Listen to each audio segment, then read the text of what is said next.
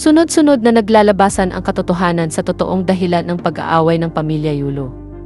Mabilis na nag-trending sa social media ang post ng kaibigan at dating coach umano ni Carlos Yulo na si Coach Gerald Fajardo laban sa girlfriend ni Carlos na si Chloe Sanjos.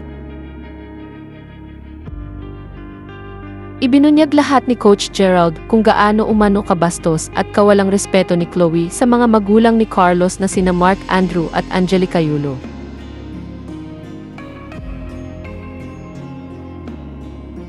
Isa sa mga caption ng post ni Coach Gerald, nasubukan mo bang magpasalamat man lang kasi nakilala mo iyong anak? Nagkaroon ka ng Kaloy at sila ang nawalan. Goal mo pa rin talagang punuin ng galit ang puso ni Kaloy para masigurado mong ikaw lang at wala ng iba. Well, masyado pang maaga. Kasunod nito naglabas ng mga screenshot si Coach Gerald dito makikita kung paano bastusin ni Chloe ang pamilya Yulo.